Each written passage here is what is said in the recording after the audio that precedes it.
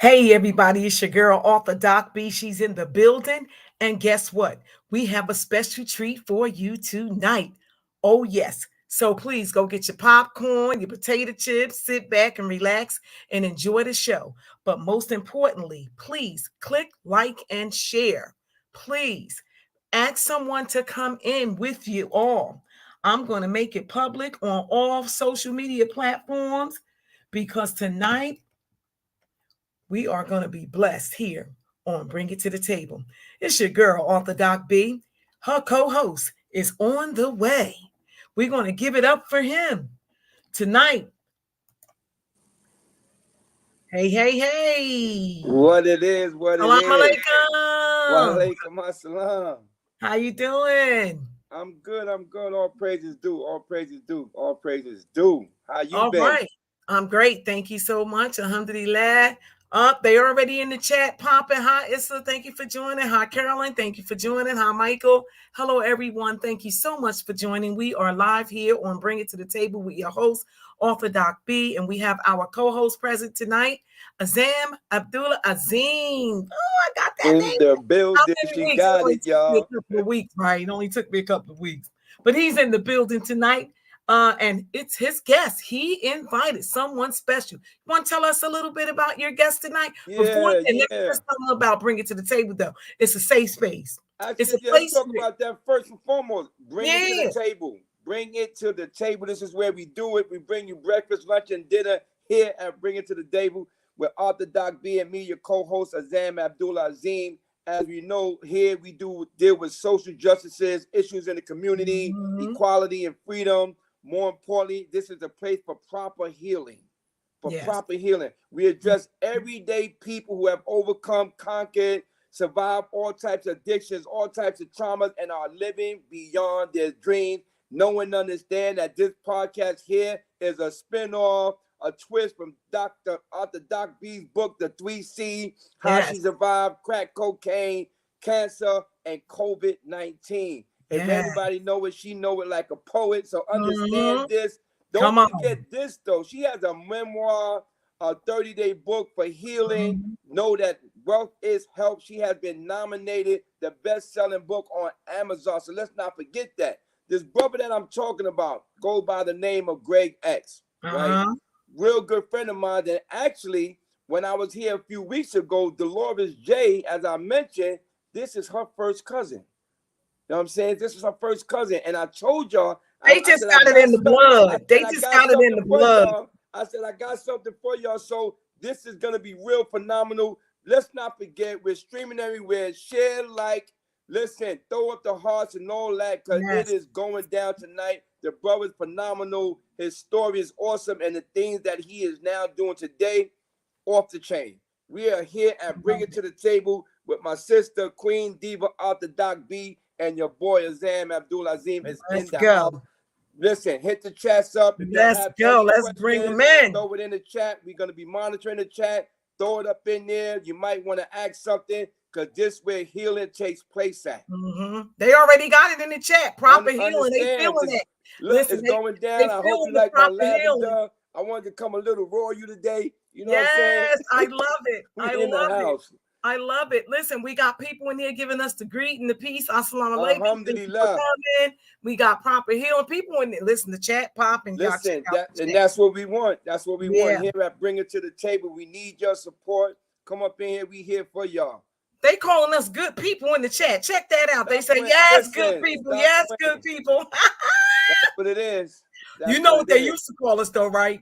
Oh yeah, that part. That part. Without They, further they, they ado, used you to want to call bring us them in? get off Come the on. block and don't come back. Come on. Let's Yeah. bring them in. Let's bring them on in, Come okay? on. Okay. There he go. Listen, Oh, they goodness, don't your they don't know what they looking majesty, your for. honor. Assalamu Woo! alaikum. Brother Yes. Greg X is in the Oh, house. my goodness. We It honor. is It's going an honor and down. a privilege. Listen, Yes. man, welcome, my brother. May Allah be pleased with you. Thank you for taking the invitation, man. You Yes. know, just real quick, I know you was in the background. You heard a little bit about bringing to the table. We keep it real. We keep it raw. Keep it gully. All that old good stuff.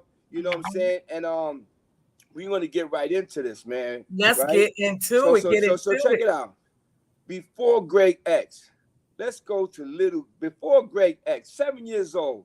Yeah. I know you from South Jamaica, Queens. What was that like for Greg X, 7 years old in Jamaica, Queens, by way of New York? By way of New York. Let me first, can you hear me clearly, Brother Azam? Yes, we Oh, can. you're very clear. You're very clear. Praise be to Allah. First, I want to say assalamu alaikum, Brother Azam, and assalamu alaikum, Sister Doctor. I appreciate you inviting me to bring it to the table, because in fact, that's what we as Black people need to do. We need to bring our issues to the table so that we can find healing from one another, man. I want to commend the two of you. I know we are on a schedule, so I don't want to be too long-winded, but I do want to take the time to admire your platform and to encourage others to participate as regularly as possible, and we intend to follow your lead. So just to go to, thank you so much. Praise be to Allah, and that's all. And I know everybody's not Muslim, so when we say praise be to Allah, just think about when Grandma used to say Hallelujah. Yes, God. Yeah. Oh, come on. God. So Set the platform on fire. Get upset. Oh, Greg X and those Muslims, and his man got a kufi on and all that, and she got the thing. Are they gonna throw a bomb? Or no, that's not gonna happen. We ain't doing none of that. We ain't doing none of that. It's all love. All love and healing. That's it. That's it. So we're gonna get back, to your question, Brother Azam. At 7, I was really relatively at peace. I think my mom still had things together at 7, but somewhere around 9 and 10, things went south, bro. And in South Jamaica, I'm talking about the quality of life went south, though. In my household, man, drug addiction. I was made acquainted with drug addiction as a young child, man, and seeing it in my household. As a child, man, I had to pretend that I came from a normal home, Azam, but I didn't. Actually, I come from the bummy house. Somebody know the bummy house. I come from the bummy house, the bummy house, the roaches, the mice, the lights out. Mom on drugs, dad on drugs, your cigarette burns, burn spoons. See, a lot of times we as people, we looking at now what we have is the opioid epidemic, what they say, but we went through that in the 70s. We went through that. Our parents went through the heroin epidemic in the 60s and 70s. And so I happened to witness that. In 1970, I was 7 years old. You know what I'm saying? By the grace of God, man, by the grace of, so by 10 is 73, things is turned up. Yeah. The intravenous drug use, the dope fiends with the big arms. Yeah. It was like a low grade crack epidemic, but it was heroin. We'll get into the crack later. So at 7 and 8, 9, 10 years old, by 9, Brother Azam, I'm being made acquainted with what is called the nation of gods and earths, the 5% nation. Oh, yeah, I heard about that. Outside, and things are really not looking good, man. And I'll never forget a brother saying to me, "Did you not know that the black man is God?" I was like, "What?" You know what I'm saying? I'm like, "What?" I'm trying to sell little hot dogs on my front yard or whatever, and they got the package and they made sure our jackpot they was beef, so they bought 2, and they said, "That's good, you doing something for yourself, because you shouldn't wait in the house and wait for a mystery God to bring you food." So that was the first acquaintance that I was given to Islam. You know what I'm saying? Now, of course, my immature mind, not knowing that there is upgrades to the learning of Islam, but in the ghetto, that what was brought to me, 9 years old. Well, thank you. That was really good, wasn't it? That was so good. But let me just read some of the comments to him, because already the chat is popping. So you might know some of these people. So hi, Mindy. Thank you for coming. You got Mindy Sparkles Whitman. Nice. Hi, Simone Turner. Thank you Yeah. for they in coming. the house. Raheem Burton. Oh, that's hubby. Hey, hubby. Thank you for your support. Right. Love you immensely. Aisha. Hi, sister Aisha. Walaikum salam. Oh my gosh, you got Sister Isla. She's special to me. That's New York too. Right. We got Shamik on. Hi, Shamik. Hello, everybody. That's only on one channel. I have to switch channels to say hello to all the guests. Thank you all for coming. But listen, we don't have a show without you. So please comment, click, like, and share. Absolutely. It's so Absolutely. important. Wow. That was a lot. You went through that 7 and 8. Wow. Yes, sir. And So and when they said about the I remember when they were saying about with the guys with the big hands and everything, and then I didn't know my dad. My dad was incarcerated, so I didn't know him, but I heard about the big hands and Doogie and stuff like that. Those names of yeah, that's Heron. That's dope. Yeah. Heron, yeah. I heard about all that stuff in Harlem, and then I heard about the 5% too, sir. I heard that somebody said, yeah, well, if you God don't shoot dope. Right. I heard somebody say that in one of those places that we go to get our help. I heard somebody say, I was like, ooh, that was deep. But they were claiming to be that around that same era. So I'm gonna guess your age. Okay, go ahead. I'm gonna say late 60s, early 70s. Wow. That's a lot of wisdom. No. Actually, 60 on the dot. Early 60s. 60. The only reason I said that was because you talked about that 5% and stuff and back in them days and stuff. But anyway, go ahead. I could be wrong. I ain't got I'm 60 to some, 70 to others, 40 to some. That's all. Yeah, you don't look none of that, by the way. And they in the chat saying, well, he's a young man regardless. They in the chat saying that. They saying I'm funny and that you're a young man regardless. Go ahead, finish with your interview. I'm sorry. I just had to throw that in there. That's my personality. I need to say, so what was school like for you then? Wow, man, it's interesting that you asked that. Matter of fact, in school I did well in school up to the 6th grade. That was it, bro. After the 6th grade, it was downhill again. But I was in early school. I was always put in the smart class. I remember winning the spelling bee, and I was thinking to myself the other day, Brother Azam, I don't even know how I learned to read, but I know my mother may have had something to do with it. But I don't know how I learned to read. But I did well up until the 6th grade. I remember there was this black woman. She was a math teacher. And it didn't occur to me later. And that's why I try to be careful when I deal with our young people. She came across as very mean.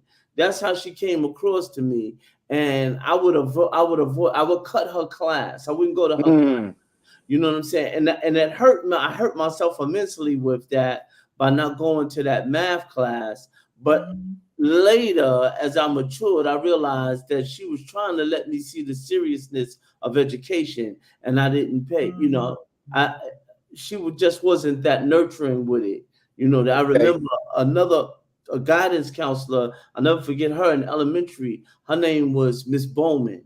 And that's why it's so important, platforms like this, that we can remember each other. I was in the 5th grade. Miss Bowman was a beautiful black woman. She was a little darker than me, but she kept her afro immaculate, and she was a little older at that time. And I remember her telling me nice things. I don't want to freestyle, but she would impart things to me, man, that stayed in my spirit as a young man, as a minute my blackness as I it's always one, right? It's always one. Yeah. So at what point, so everybody using drugs, you're not using drugs, at what point does grade start? 10 years old.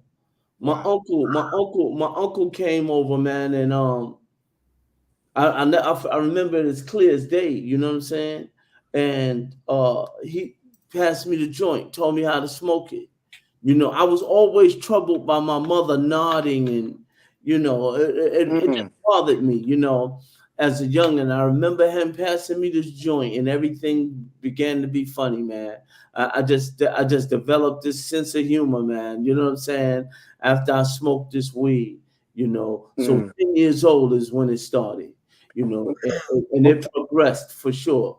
So let me remind y'all, we're here at Bring It to the Table with my brother Great X, and I want to apologize, and I hope y'all know that our topic is, again, surviving addiction, living beyond our dreams with hood therapy. Yes. Wait till we hit off with that right there. So he just told you briefly how he got introduced to marijuana through her uncle, and a lot of times this is how it starts with her when we talk about our socialization. Where did it start at? Where was the onset? And I just want, because I want to get to Great X. Just speed us through the progression of your addiction with drugs. Yes, sir. So marijuana is a gateway, y'all. Understand that. Marijuana is a gateway drug. And you know what gateway means? That opens the gate to a lot of other stuff. Come on, Mr. G. Absolutely, brother. Let Like the weed was just an anesthetic for the pain. Like when you come here, you coming for healing. But the weed is just a medication or anesthetic for the pain that I was dealing with. As I said, it troubled me as it naturally should when you see your mother in duress. You see her, you know, in distress, excuse me, you know, and even though she appeared not to be harmed, you can see that she's outside of her nature. So my natural response is to know that my mother is in distress. And because of the environment around me, I see a bunch of mothers and fathers that were in distress. You understand what I'm saying? So, of course, along with my uncle, various other people in the community, I was saying things to me like, yo, man, you got to come outside or you're going to go hungry. I never forget being with some of the dudes from the projects at Coney Island. And I want to kind of move to it. And they were eating. They were eating food. And I was like, you know, I'm with them. They're older than me. And they didn't offer me nothing. Right. And one of them stopped. He said, listen, man, we're not giving you nothing. You're going to have to come outside, man, and do what we do. And I'm like, well, what y'all doing? Like, what it take? Because they had Frank's, corn on the cob, soda, French fries. I'm hungry as hell, man. They ain't eating nothing. So they told me how to buy this weed and flip this weed. You know, I had already learned how to steal my clothes, but I didn't know how to earn. I was still 10, 11 years old. You know what I'm saying? 11 years old, but they were like 13. They were already in the mix. They had already embraced the mentality of survival. They refused to accept that the suffering that they was going through to allow them to be hungry. So they told me what to do, and I followed instructions. Up to this day, I learned how to follow instructions impeccably. You understand what I'm saying? Especially when it comes to survival. I didn't play no games with that. So I learned how to, flip, man. I learned how to flip weed back then. I learned how back then you could take $25 and make it $50. $50 meant a pair, $25 to get you a pair of Uptown sneakers, maybe a shirt, and then if you know how to finagle and haggle, which I know how to do, I could spend that, have an outfit, still get another package to flip again, and I learned you understand, and have something to smoke, and now all of a sudden now I'm self-sufficient. You understand what I'm saying? I'm learning how to do things by way of survival, being in the projects. So as the disease it escalates and avenues cut off. So we learn different things, taking people money at gunpoint and things like that. I remember being with people, with dudes, my age, very dangerous young men, and that they, we would go out sticking up like robbing. And all I wanted was the money. But the dudes that I was with, they seemed to enjoy bringing fear to people. They enjoyed people. I wasn't interested in hurting people. You know what I'm saying? I just wanted the money. I just needed to get the money. You understand? I need to say, man, it ain't showing not enough time, but I used to be cowardly when I was little, man. I didn't want to fight. No way. I never believe it. No way. A punk motherfucker, man. No way. They chased me, man. I remember one nigga chased me from one boulevard to the next, and it wasn't till my mother came out of the nod and said, "If you run your punk ass in here one more time, you'll fight me." You know what I'm saying? And that's when I learned to black out, the fear never left, but I learned how to swing and keep swinging. And I got that from an old movie called Short Eyes. And it was a dude in there, and in that movie, he said, man, you gotta, he was a dope fiend in jail, right? And I would be in movies with older dudes, and older dudes really kind of embraced me because I knew how to dress, and I always seemed to have my own money because of I was on a crime spree from 10 years old on right? Shit, right? And in this movie, the dude said, yo, you gotta swing and keep swinging. And when I learned that, and and my grandmother said, hit him with something, and I learned that. And then and I just learned violence. The fear never left. I just learned to capitalize on the fear. I learned how the conversation's going wrong. Boom, rock him, hit him first, right? You know what I'm saying? Whatever it takes, because I need to be left the fuck alone, and I needed to be understood that I'm gonna be out here and ain't nobody taking nothing without horrible consequences. You know what I'm saying? That kind of shit. What I learned. So the guns, and I remember getting arrested for doing a horrible ass stick up, going to Rikers Island. Me and another brother, right, and same shit on Rikers Island, same the fighting and all that, right? I'm young. I'm thinking that I'm gonna get to go to Spofford, right? So when I get busted, I got busted right after they started charging juveniles as adults. Some motherfucker said, they're going to Spofford, but not you. You know what I'm saying? And they had the little shit where they was letting people out of jail because they was having social matters, and they was letting people out. They were letting people out, but not you. You know what I'm saying? Like, your charge is different. And I remember my mother going to what they call a Rockefeller program. And when they came out, they were better. They weren't nodding no more, but they came out on a crime spree. They just came out getting money. They just came out getting to it, and then she brought me into a situation where we sold cocaine. You know what I'm saying? Actually, it was a ladder. It was an older dude that my mother, I was his lieutenant, and the rest of them, it was, they moved. It was in South Jamaica, we had a spot called a Green Door that turned into the gate. And I'll just give it like this. Just imagine two keys of cocaine on a 1 or 1.5 in all nickels, and then dimes of dope, just cocaine and heroin. I started putting a little wallpaper, but I had already learned measurements by selling weed, by using the triple beam.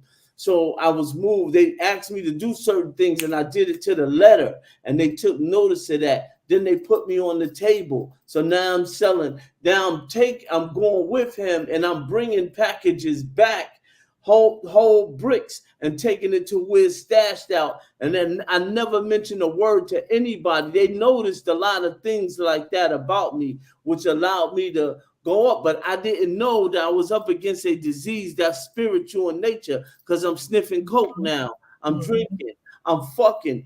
Can you curse on here? I shouldn't. Come on, Doc B. Right? What you want me to do?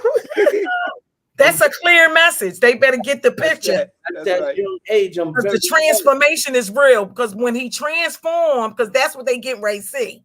Right. Hey. So I don't, I'm very young, and I'm handling a lot of money, and I'm giving a lot of authority, you know what I'm saying? Even because my mother didn't manage herself well within that organization. So I had more authority than her after a while. You understand what I'm saying? In that organization. Yeah. Well, that's when the roles reverse. You know that from the clinical treatment room. When the role reversed, now you the man. You the man. Yes. Yeah. Yes. When you look at it from a clinical perspective, correct. Yeah, and that's a whole nother part of me, the clinical part. Yeah, we're gonna get there too. Very quickly, man, sniffing, drinking, partying, man. You know what I'm saying? By then, I had already exacted enough violence to kind of, I wasn't really bothered. Nobody really bothered me. They allowed me to just be me. You know what I'm saying? I never was a gorilla. Nobody had to be concerned with me trying to encroach on their business. You know what I'm saying? And I've just kind of moved very, I kind of moved very good in South Jamaica, to be honest with you. But I didn't know that I was up against a disease that's spiritual in nature. I'm sniffing, I'm drinking, I'm fucking, we partying, we eating in the hotels, and weaving in and out of traffic. I never had my own car at that time because there were so many cars available. They would let me use it. I'm immature. I'm not thinking. You know what I'm saying? I'm thinking that, what's theirs is mine. And, I'm not seeing the ending to this, and all of this comes to an end. I didn't find out the ends were always the same: jails, institutions, and death. And somebody came with the pipe. I don't know that the disease escalates and that it moves and it's unkind. You understand what I'm saying? That progression means that you're in a decline. So socially, I'm in a social decline. I'm in a spiritual decline. I'm in an economic decline. You understand what I'm saying? So when they come with this pipe, and people is affected differently. Now people are losing their lives because they're making moves that require that they die for that. They do things that they gotta die for now. You know what I'm saying? And I'm like, I'm like, wow, well, the things that's happening around me, I'm high, but I'm not crossing those kind of boundaries and then people start going to jail, and a whole lot of things start happening, and the disease of addiction is progressive and incurable, and unscrupulous people that came into the game now. And I'm from South Jamaica, so that's the first town where they murdered a police officer outright. Then you start seeing like a whole walking legend, sir. I mean, he's just like a walking legend. Y'all better get some of this. I'm sorry, I'm cutting you off. I'm so rude. Sometimes I get like that because I get ants in my pants. But I gotta say hi to the guests. We got people that just signed on and they don't even know what's going on. Come on, Zam, drop it. Let them know what's going on. We here. Bring it to the table with my brother Greg X, and he's taking us down memory lane right now. He done hit the 7 to 10-year-old. Now he up in the game, and how it went for him with the progression of the lifestyle. Now it's getting to that point where that is turning on him now, because the disease is vicious. It'll think that you think it loves you, but it really don't love you. It's just setting you up for the trap. And he's at that part of the trap right now. So listen, share, like, invite somebody, because we here. Bring it to the table with my brother Greg X. So we want to get to this point right here because we have a certain time frame, right? So at what point the crack gets you and you hit your bottom? Right. So at 24 years old. Ooh. So now you talk about 19, 17, 18, 19. I'm chilling. I'm chilling. I'm doing everything. 2021, I'm chilling. I think I got married around 21. I wish I would show you the wedding. Back then people doing shit. I was already doing that at 21. Top hats, chains, ballet shoes, gold. You know what I'm saying? At that age, but I don't know. I'm up against a disease that's spiritual in nature. We smoking crack at my bachelor party. That's the kind of, that's how bad that is. And you still got married, didn't you? Yeah, I got married, and I was in a red carrot, smoking crack, out of my mind.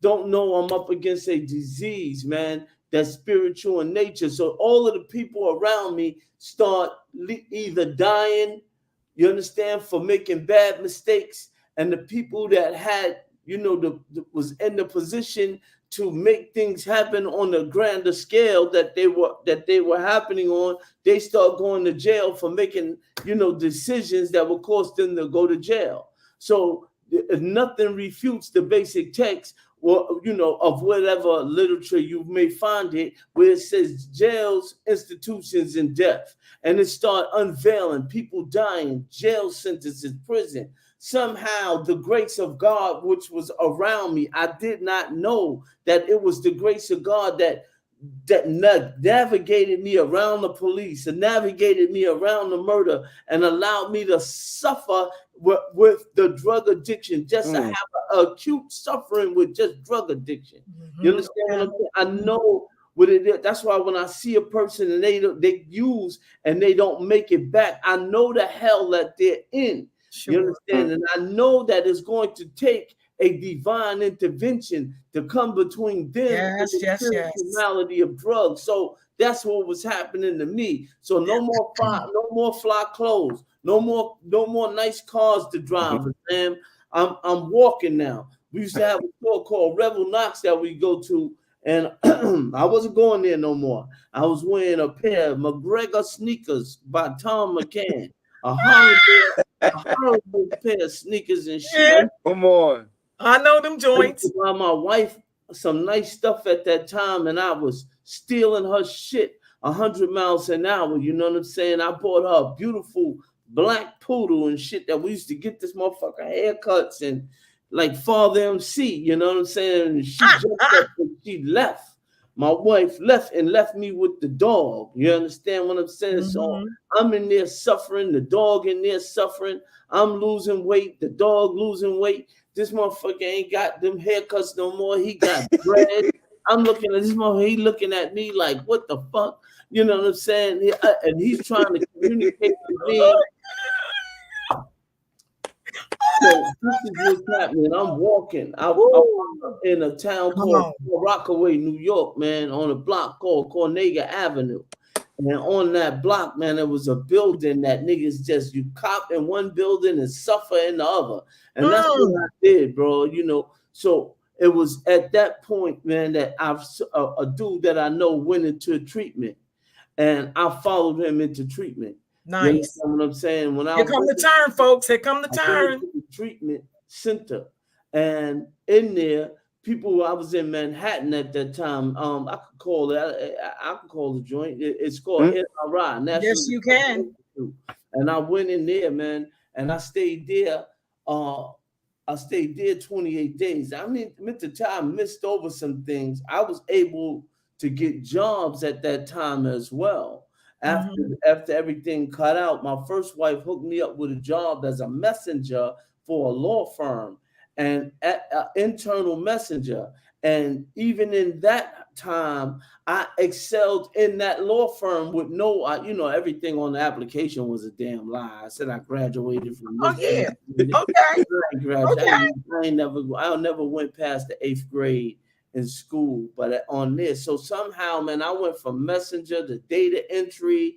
You know, I was doing pretty okay. And I would come, but I still had a drug problem. So I would leave there, come take my shit off and be on the street at night. I'm still hustling because I got an urge.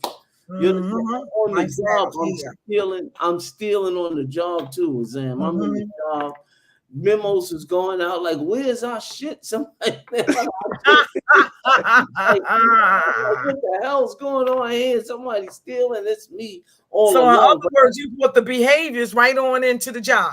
425 Park Avenue, right in there, baby. So look what somebody said. Somebody wants you to know that you were very fortunate to have these type of opportunities. They are saying in the chat, share the hope. They are saying, Greg X, thank you very much. Pain. Keep on, Greg. We fitting to get some hope for real. They saying one of your curse words. They said shit real now out there. They saying, thank you, God. We do recover. Okay, I got that. That's that one chat. Now there's another chat over here said, yup. It takes all, and then they said he's very pure. They said they got so much stuff in here. Somebody saying, how can I co-host? Can I co-host too? Can I come on there too? Somebody saying, get my job. No, the one person, but no, nobody's gonna take your job. That's a no. But we do have special co-hosts because you will take a vacation. So will I. But look, somebody's saying that they love this part that you told them today. And they're in here saying it's spiritual in nature. You talked about that. And then it says, but that fear says, yes, but that fear that you experience, what an awful experience. It says, yet a way of life to just merely survive. My goodness. These are the comments that they're saying. Share, brother, share. Survival mode. Just trying to survive. That's all he was trying to do, trying to survive. Somebody said, I'm feeling that 10 years old. Man, oh man, 10 years old. Yeah. So thank you all for joining. We appreciate absolutely. We thank y'all. We appreciate your comments. If you have any questions at this time, we are halfway through. So we want to get the questions in the chat. He is going to do an open question form at the end, and then he's going to give you his final remarks. We still got like a half an hour, so this is getting ready to get good. It's getting ready to get good. You're going to see the transformation. That's what we do here on Bring It to the Table. We address everyday people like you and me. Come on, absolutely. Mr. Greg. So my next take would be this, because I want them to know the Greg X, the now Greg X. Yeah. Talked about the before. Because if y'all don't know, and I'm thankful that I'm also a part of, he has something that's called hood therapy. Hood therapy. Because this is what we want to get into, like, you know, the onset of that. Because I know you get clean, you go through treatment, start making meetings. You know what I'm saying? We're going to get through that because I want them to know the Greg X now, the things that you're doing, the same community that you feared, you're back in, but in a different capacity. Absolutely. Right, absolutely. in a different capacity. Where you tore the community up, you back in the community. The same community where you smoke crack at and bandit buildings and all of that. Ooh, come on. Yes, sir. So real quickly, man, I went in this rehab, right? Not knowing, you know, I just gave y'all a short version. So I came in there. There were people that had already had 12-step experiences. And I noticed that some of the things that they were saying, only a crackhead could know that language. Only a person that could be on drugs could know that. No normal person could have known that. So I wanted to see, and I noticed that their presentation was good. I was like, oh my God, I remember that. Like, you know, I had been beat down so bad that I had lost my style. My style was gone, class gone, dignity gone. So in there, I started seeing that. But let me go back because I want to pay homage to the Honorable Minister Louis Farrakhan Muhammad. I'd be remiss if I don't pay homage to him. I had a VCR that I would not sell because I had a tape of him in 1985 at Madison Square Garden. And the language that he was using took me back to my 9-year-old teaching. You know what I'm saying? As to who the original man was. And when I looked at him, and I would not sell that tape. So let me just put that in there. Yeah, absolutely. To Allah for the most honorable Elijah Muhammad. Alhamdulillah. I mean. Come on. I could never, ever, ever, ever, ever, ever be thankful enough to Allah for blessing me with them to be at the root of everything that I do as a black man. Now, the other stuff that I do, that's just the nigga that's in me too. Because there's a nigga right. The black man, the nigga, the professional nigga in there too. So that's why it depends on who got up first, right, brother? Who got up first? Which one got up first? Yeah. Well, sometimes the nigga gets up, but we put his ass back down. We put his ass back down. I don't want you to then we pull out another one though, right? That's the key. We got options. It depends. It will come out. Yes. So in this rehab, man, I learned about another place that I can go with men and women who had the same problem. And they introduced me to spiritual principles. And the blessing is that those principles didn't conflict with anything that I believed in. And then as a result of embracing those principles and being honest with myself, you know what I'm saying? And being clear with myself. Look, Greg, wasn't no white man nowhere around you when you smoked that last crack, Greg. It wasn't nobody. You can't blame this on your mother, Greg. You made your own decisions. You understand? And you suffering the consequences of the decisions that you made. Now you need to go to a power greater than yourself and ask him to give you relief from the obsession and compulsion to use drugs. And once he brought about that relief as a result of going where we go, and where the therapeutic value of one another is without parallel, when we go into those situations, you understand what I'm saying? I began to take that spiritual journey. And in that journey, he began to give me my style back. He gave me my class back. He gave me my ability to read back. And he caused me to be blessed with an understanding of, what it is that I was reading. So my first 2 decades is on, because my children are being born now. So I wanted them to have a household that I did not have. So even though I was going to work, making meetings, I was still on a crime spree. I was still doing things to make sure that my children did not be subjected to the same environment in which I grew up in. You understand what I'm saying? So it was important to me that they came home to a dinner, because I didn't know what that looked like.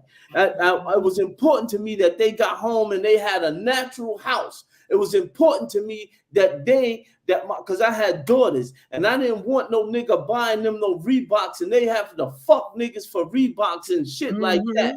I wanted them to be where they needed to be so that they can get the education and get to the level in which they can have their own autonomy and take care of their own selves.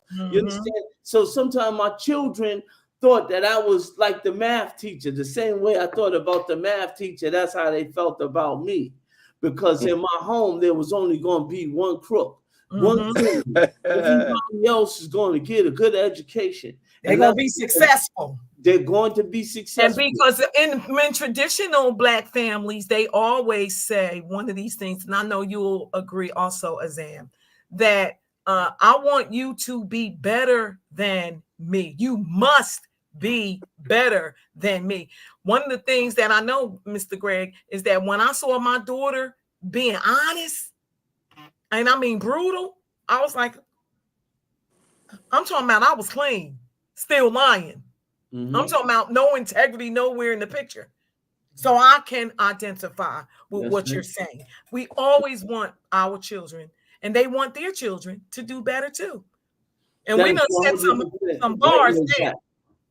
That's 100% right in the exact, and that's exactly how it turned out. My children turned out better than me. One of my oldest ones is so much better, she don't even speak to me no. You can't. I didn't mean for her to get that much better. They in the chat it's all good up, man. because I'm still proud and I'm still happy, and I still feel like I took care of my job as a man. You understand? I'm sure I came up short. I'm sure I know that I did, and that will take a whole nother episode. So yeah, and that's where I want to get to, because I don't want you to leave without telling us about, because I know you got a few projects, but I know we got enough time for you to tell us about one.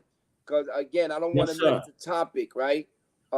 Surviving our addiction, living beyond our dreams with hood therapy. That's right. Give us some of hood therapy, because we got about 5 to 6 more minutes, I believe, right? Yeah, and I might be able to stream it a little longer and then cut off some of the front so that I can do what I need to do. But go ahead, let's see what we get. I want you to get that out there. So let me get to it then. As a result of being, getting clean and doing what I need to do for my family, and I found myself relatively secure.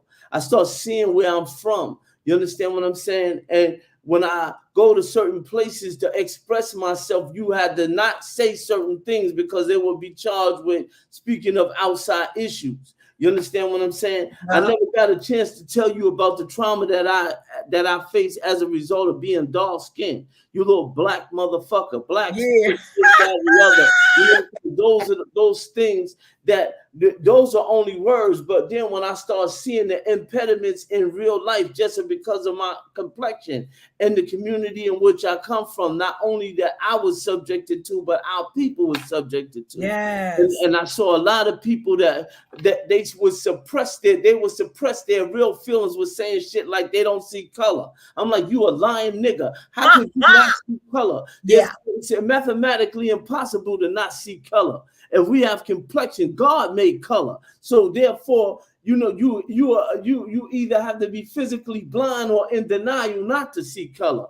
But what it is we became so suppressed that we can't talk about the issues that we've been through in the hood. You see how I'm telling you this? There was a certain paradigm in a way, the way and a social cultural approach that we dealt with in the hood. And many people were unable to embrace the 12-step experience because it didn't really have that hood attraction. You understand what I'm saying? So I established hood therapy so that people can come and talk about what they've been through. You understand what I'm saying? Oh, then you have pseudo Negroes. Oh, what do you mean hood? Why can't you say neighborhood? Why can't you shut the fuck up? Because at the end of the day, right? It takes a person in the hood to be able to get better so they can establish a neighborhood. Absolutely. A whole community. Very good, Mr. Greg. I love it. For hood therapy, when you see us operating in our right manner, when you see us operating right, you see a neighborhood of men and women.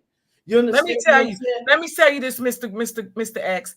What you just explained to the audience, and please, audience, please pay close attention because nobody on this platform is dumb.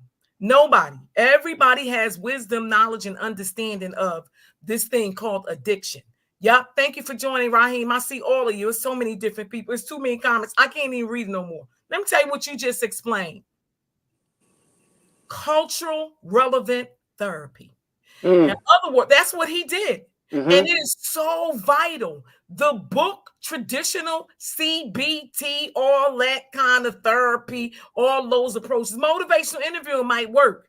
But when you said hood therapy and you keeping it with people from the hood, they stand a greater chance. I'm talking about a greater chance. Let's see those hearts. Of being successful at remaining clean. And watch this, recovering from whatever challenge that they had, because all kinds of stuff go on in the hood.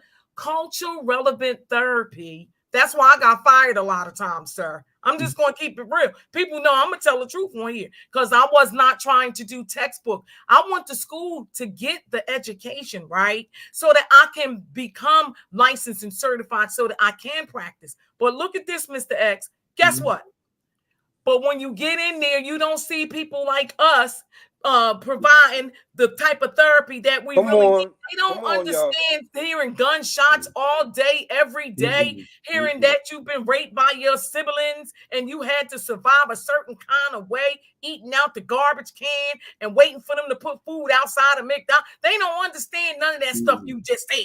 And that's why they need us to get our lives together and clean and go back to the hood and go back into the communities that need us most. That's going to understand, because when you close the door, right, Greg? When you close the door to therapy room, that's my next book, Behind the Door to Therapy Room. When you close the therapy room, then what? It ain't between nobody. Now that hood therapy, that piece, now it can go down.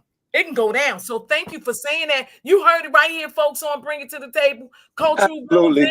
You heard it right here from Greg X himself. He's the creator of Hood Therapy. Y'all better get some. Where can they get on it? Tell them where they can get on. You can get on Zoom every Sunday at 5:30. If you write this down, put it in the chat, Isaiah. Put it in the chat. Got you. The information from my Facebook page on Greg X South Jamaica. And you can every Sunday at 5:30, we'll have the flyer up. That's who's that person that's going to be expressing themselves. Let me say this very quickly. I'm also a clinician. I'm a substance abuse clinician, but I also have a curriculum called Hood Decompression Therapy that I wrote. And our idea is to establish a hood therapeutic community.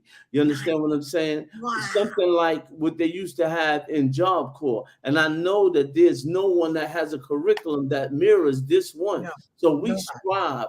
Right now you're in the Hood Therapy Studio. I want to thank everybody that came out on Facebook. I see you. Thank you for stopping in. I can't see the comments because of the way it's set up. I'm unable to see the comments, but every person that I called and every person that I text that showed up, if you showed up, I want to say thank you to you.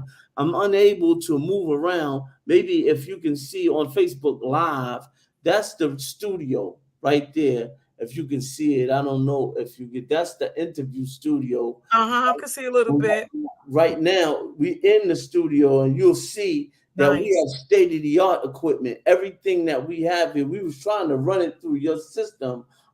Unfortunately, your system doesn't allow for this, level of equipment to come through. And we wanted, and my technician is here. I need you to know that God has always blessed me with highly intelligent companions. Azam is my partner. Azam is my partner, not just in Hood Therapy. We are, as Black men, are collaborating on making some moves. I don't want to speak on them before they are realized. I believe when they are realized as Black men, you want to be able to see men that emerge by the grace of God from the grips of drug addiction and have integrity restored to their spirit. in their character. I don't play gossip. I don't play backbiting. I don't play funny stuff like that. I don't play inconsistent manhood. I'm a consistent brother that stays on the same key. Who I am, what you see is what you get. You know what I'm saying? So at Hood Therapy, our mentality is that there's no one coming to our rescue. If anyone's going to do it, it's going to have to be us. Nobody's going to save us. Absolutely. Come on. To save the black man, woman, and child unless we get up and do something to save ourselves. You understand? Some of us are so petty that we think that, you know, when we ask you to give to the program, they think it's for us. Personally, I'm fine. You understand what I'm saying? You couldn't give me enough to sustain the kind of things that I like for myself. And you know damn well you ain't going to give that anyway. So, but when you give to the platform, what you're doing is you supporting the forward motion of what it is that needs to be realized. Absolutely. I want to admonish them before I go. In many cases, you support Gucci. You support Louis Vuitton. You support Michael Jordan. You support Timberland boot. You go and pay exorbitant prices for shoes. You go support Christian Louboutin. But let me remind you of COVID-19 when they allowed our grandparents and our children to die on the streets of all the inner cities, and you couldn't go to the hospital to see them. You didn't hear nothing from Hennessy. You didn't hear nothing from Moet Champagne. You didn't hear nothing from Gucci. None of them came to our rescue, but you pledge allegiance to them and you give them your dollars. What a $2 nigga you are. You need to rise above that kind of thinking. If you continue to support those that don't support you, you are on a losing track. So I'm thankful. I'm thankful. Listen, I'd rather have 4 quarters than 100 pennies. So I don't mind having a few strong men and women around me that are consistent and real, because I know we'll cover more ground than having a bunch of small thinkers. You understand? Don't get it twisted. I still got love for the small thinkers, but we're trying to do we need them. We need them in position so that you can elevate your thought. The question now that's in front of you is which one of you? So I'm thankful. Right? The Hood Therapy movement is very real. It's too late now. We're not turning around.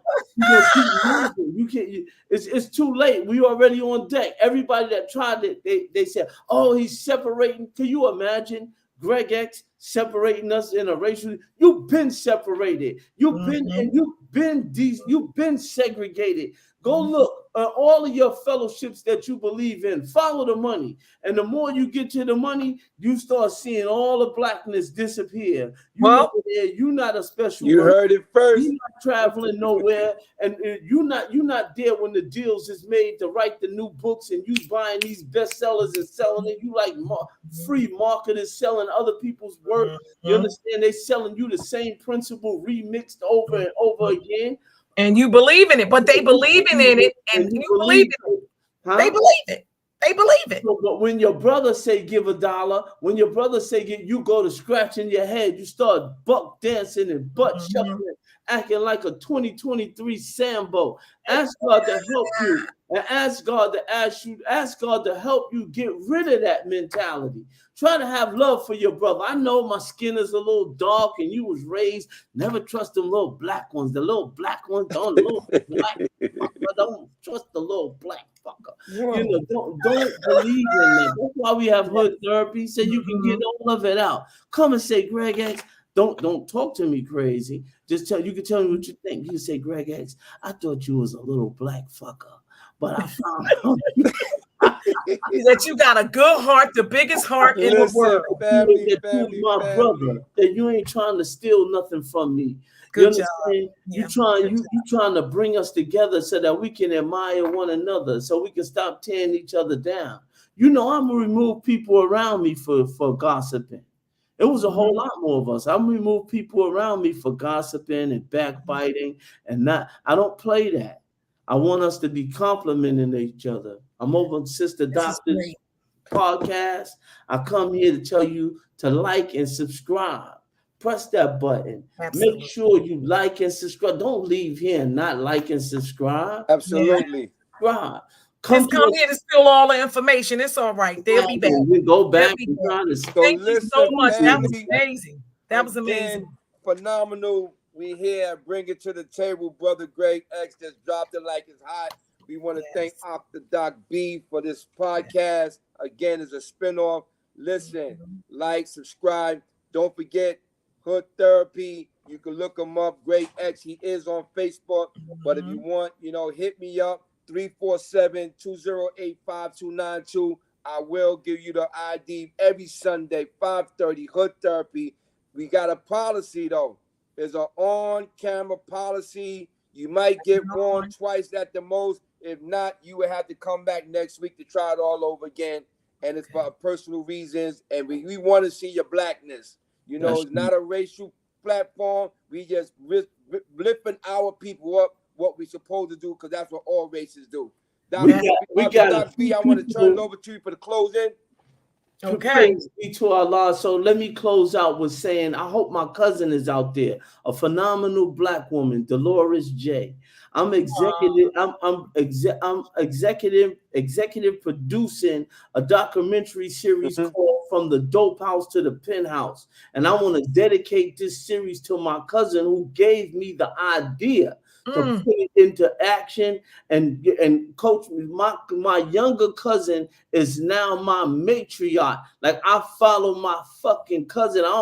It's almost like I have to hold back the tears, right? Because sometimes we don't think enough of one another and don't pay enough homage to one another because we grew up in a society that crushed our spirits so bad. We don't even know how to celebrate. We are suffering from post-traumatic slavery disorder. So they reduced us down to being niggas. So I want to invite you to come to Hood Therapy. Make sure you show up every Sunday at 5:30. We got Denise S. on there this Sunday. And listen, this woman, you got to come hear her trauma, but not only hear her trauma, but see how God is resurrecting not known people. We're not known like that. You might know me and you know Azam, and you think we know. We not known like other people are known. You got to come and see what God is doing. Like, thank you so much. That's good. I have to cut you off for the sake of time. I'm so sorry because your message is so powerful. We got to have him come back and do a part 2 with a different absolutely topic. Yeah, we need a part 2. Thank you so much, Greg X. I really do appreciate you. I definitely will promote. Don't forget, folks, that next week on Thursday, we're going on Wednesday, I got a special coming on. I got a special newcomer. Her name is Cheyenne, and she's venturing off into college, and she's going to tell her story and how she ended up. I think she got like 9 months clean. She's coming up on that year. Her book will be out in 1 year. She is now being coached by me, and this is just an amazing experience. So please go to Hood Therapy. Look up Greg X on Facebook. You don't want to miss it. Please come back.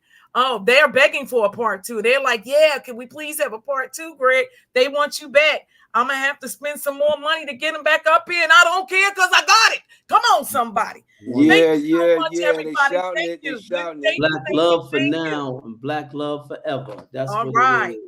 Good night, folks. I'll see you all next week. Thank you, Azam. Thank you. All You right, got any last comments, Azam? You got anything to say, Azam, for your last comments? I want to thank you for bringing them on. Actually, again, I don't know if they got a pen right now, but the Hood Therapy Zoom ID is 886-1105-3586, and the I could put it in the chat. Give it to me again. Okay, 886-1105. 886-1105. And it's 240-893. That's correct. So 886-1105. 3586. That's the user ID. And password. The password is 240-893. All right, there it is. We got to hang up. We only got 1 minute left. Thank you very much all for joining. Thank you for coming. Thank you, Carolyn. Thank you, Raheem. Thank you. Shamik is on, my son-in-law. Thank you, Dawn. You finally made it. So don't forget Cheyenne next week on a Wednesday. And don't be surprised because Azam always got somebody. He's going to come up with somebody next Thursday. All right. Thanksgiving weekend, we will not be here. Don't forget, go to www.authordocb.com and get your books today. Get your workbook, get your regular book, your 12-step self-help book written by me and only me. Listen, we love you all. Good Love, night. respect. Assalamu alaikum. Wa alaikum salam, everybody. Assalamu alaikum. Wa Great alaikum show.